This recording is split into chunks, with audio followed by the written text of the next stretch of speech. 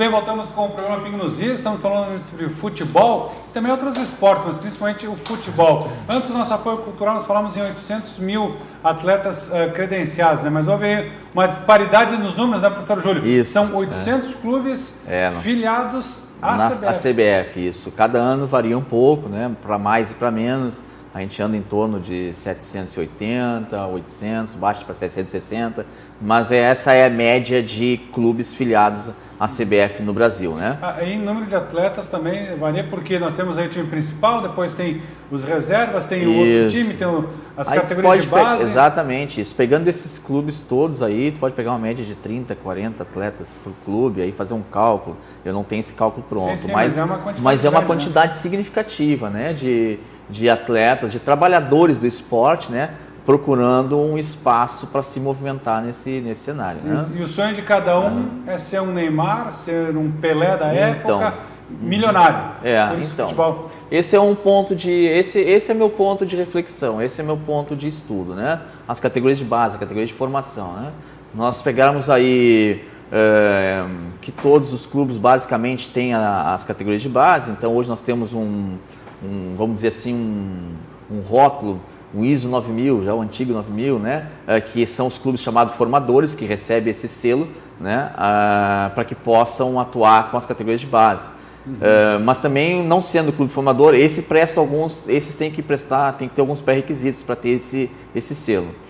Mas também nós temos uma grande quantidade de clubes que não são formadores, né? Aqui em Santa Catarina nós temos 5 clubes formadores apenas, né? E flutua nesse universo inteiro uma grande quantidade de jovens que se dispõem com 13, 14 anos, largar suas famílias em vários lugares do Brasil e procurar os grandes clubes e clubes médios para tentar ser jogador de futebol, né? E se esbarram com um problema, porque se eu estou falando que nós não temos, que os campeonatos são enxutos, que o campeonato regional tem 2 meses, o campeonato da série C e D também tem um número de meses limitado, só temos então o campeonato o ano inteiro na série A e B, é óbvio que o campo de trabalho para esses jovens também é curto, é pouco. Sim. Um sonho de ir para a Europa, bom, mas aí tem um percentual também que vai e um percentual também que não vai, né?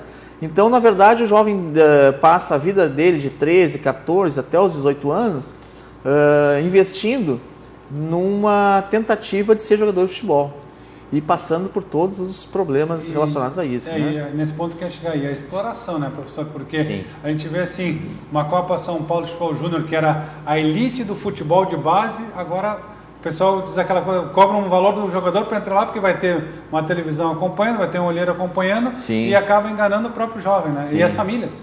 Hoje nós temos clubes aí que fazem o processo seletivo e cobra. São famílias pobres que se debruçam a investir, porque tem pesquisas feitas, né, que são as famílias mais empobrecidas que exploram essa possibilidade do filho ser jogador de futebol. Então o investimento é nisso, então o investimento não é no capital cultural, né? É exatamente no capital esportivo.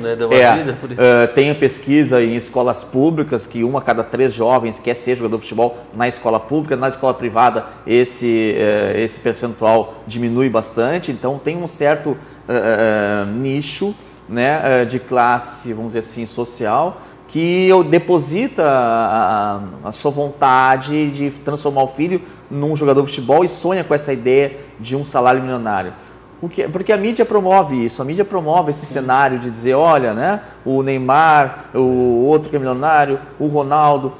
E aí, os próprios programas de televisão mostram lá a casa de um, o dinheiro do outro. Isso, né? Mexe com o sonho. E aí o jovem, a família deposita. Então, eu estava dizendo que alguns clubes cobram pelas peneiras, outros cobram um valor de 300 a 500 reais para os jogadores jovens ficar no clube, pagar, então receber alimentação, moradia e tal, né? Uma estadia.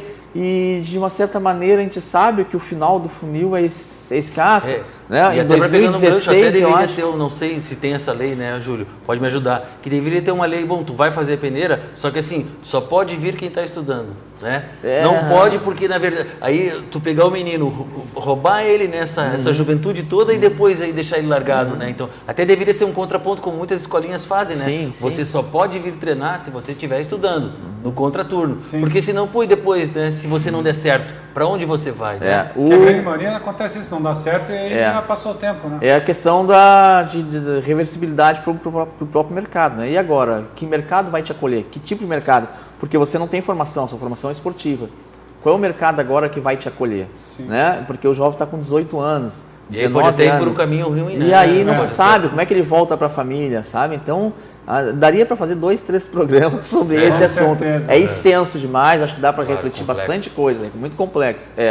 E, professor Carlos, a respeito nós estamos até conversando aqui dos valores cobrados dos atletas, mas tem outra questão da cobrança da TV por assinatura, daquela questão de ser o associado do clube com um time de estrelas na metade do caminho, essas estrelas se apagam e... essa é a minha ideia também, que aí não sei se aí o telespectador em casa vai concordar comigo, que é o seguinte, a gente vai se associar, vamos supor assim, o torcedor vai lá, se associa no clube, né, no início do ano, aí e compra também o pacote... Tem aquela expectativa, né? Tem aquela expectativa. Vai na operadora de TV, compra o campeonato.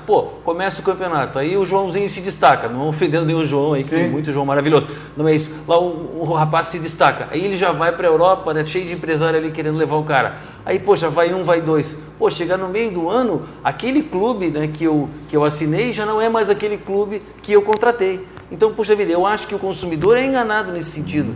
Então, e eu acho que é ruim para todos, para os profissionais também que não poderiam sair. Enfim, eu acho que teria que ter, né? Que é um desrespeito com o treinador, há um desrespeito com o profissional e é um desrespeito com até o espectador. Por isso eu acho que nós somos o país do futebol, assim, gostamos muito, mas a nossa gestão é horrível. Verdade. E esse é um dos problemas. A Europa já entendeu isso. Poxa vida, você só pode sair em julho, né? Não sei a data certinho. Só pode em julho, na janela de julho ou janeiro. Não interessa. Tá ruim, vai para o banco. E outra coisa, tem que esperar, né? Porque como é que quando eles esperam? Quando o clube diz assim, o clube europeu, mas não traz agora e espera. Então olha o desrespeito. E isso eu acho que acaba agravando tudo, né? Porque acaba prejudicando, quer dizer, amanhã ou depois vence o teu contrato como assinante, você não vai renovar. Quer dizer, é uma bola de neve, acho que prejudica todo mundo. Então a nossa gestão é horrível, né? E eu queria falar uma outra coisa também. Eu acho que a gente é o país do futebol, mas também não podemos esquecer os outros. Nós somos um dos, né? Eu acho que a Argentina Uruguai né? Olha só, a Espanha a Itália a Inglaterra a Alemanha. Quer dizer, nós somos dentro de um contexto. Não podemos nos iludir, né? Porque eles enviam jogadores para a Europa tanto quanto a gente, né? E a própria Alemanha. Porque os campeonatos agora da UEFA, esses campeonatos que antigamente aquela TV que transmitia lá pequena, transmitia um jogo ou outro, agora as grandes redes estão transmitindo as finais. O exemplo que aconteceu recentemente é essas finais dos campeonatos europeus. Isso demonstra também o interesse pelo futebol de lá, que está muito profissional. Sim. Claro, e há um outro ponto também que a gente até não falou, até porque eu tenho um aluno agora, estava no Rayo Vallecano, na Espanha, né? Ali nos arredores de Madrid, me contou, 21 anos, voltou. O que aconteceu com ele? O Rayo Vallecano está na segunda divisão, né, da Espanha. Aí acusou agora um problema no coração. Teve que parar de jogar. Tem até isso também, né? Tem a questão técnica, mas também pode ter um problema de saúde, né? O professor até pode me ajudar nessa questão. Mas é também um problema, né? Nós temos aí alguns exemplos e alguns jogadores que tiveram problemas, né, relacionados à saúde, questões de a lesão, né, lesões de joelho, morte súbita, lesões, tudo isso faz parte de um pacote para tentar ser jogador de futebol, né? Nem todos os clubes tratam com o jovem quando chega, dando para ele uma condição de saúde, de avaliações clínicas, físicas. Muitos pedem para trazer de casa, para trazer já pronto. Eu acho que é mais os grandes clubes, né, professor? Porque tirando a elite, o resto ali é uma coisa... A gente vê preparadores físicos com uma tecnologia avançada que escaneia o jogador todo, né? E aí vai para uma série um pouquinho mais baixa isso já não tem mais. A tecnologia é exatamente isso, né? Nós temos um investimento muito grande em clubes de primeira divisão, clubes de primeira linha, mas também o investimento não é tão grande assim em clubes de segunda e terceira linha, né? E também, aí falta tecnologia. como o professor falou, e o senhor também falou, a questão das leis, né? Não se tem uma garantia muito grande, porque a pouco o clube investe tanto naquele atleta lá no início da formação, daqui a pouco vem outro clube e diz, não, vem cá que eu te quero e Acabou todo o investimento. E até tem um dinheiro, né, que ganha, né? Mas outra coisa que eu queria dizer, nós temos também centro de excelências aqui, né? O próprio, pegar o Internacional que eu conheço mais, afinal sou colorado, mas lá o Sandro que se selecionou na Inglaterra e vem se tratar aqui, né? Quer dizer, nós temos grandes, a nossa área médica, a educação física é fantástica. Quer dizer, o que está faltando, né? Se o cara às vezes está lá na Inglaterra, né, vem se operar aqui, vem se tratar aqui. Né? O nosso problema é gestão. O próprio Internacional agora, o ex-presidente daí, descobriram 3 empresas fantasmas, quer dizer, nome das filhas. Então, poxa vida, isso também eu acho que tem que ter uma prestação de contas, né? Aquela questão Teria que ter um balanço público, esporte, né? política e polícia. Tá tudo misturado também essa... E aí perde a graça, na verdade, né? Eu acho que o futebol brasileiro, ele está vivendo um momento, né? Que se nós pegarmos o primeiro momento do futebol no Brasil, o momento de futebol mais elitista e tal, ele passou por vários momentos, né? Nós pegamos o futebol elitista na década de 20 e 30, depois nós pegamos um cenário de popularização do futebol, depois nós pegamos um cenário da década de 80 de fracasso total do futebol brasileiro, década de 90 uma tentativa de melhora, né, a partir da questão da gestão, da ideia de clube-empresa, né? E entramos nas décadas mais próximas, agora com outro problema, com outro cenário, que é relacionado justamente a vir à tona essas questões de corrupções, de caixa 2, de tudo isso no futebol, né? É um exemplo, uma coisa é reflexo da outra, né? Mas isso sempre no futebol, agora a gente está trazendo à tona isso, né? Um presidente de uma confederação que não pode sair do país, né? As indicações para cargos de direção e tal. Eu acho que às vezes é uma repetição, é um mais do mesmo, né? A gente tentou sair de um eixo, mas ainda vivenciamos nessa questão de uma certa ideia de futebol e a própria força da federação, que eu acho que não tem, né? Por exemplo, que deveria ter, deveria ser equilibrado, que daí hoje o cálculo é feito pelo número de torcedores, né? Que nem o Chapecoense vai ganhar menos televisão que o Flamengo.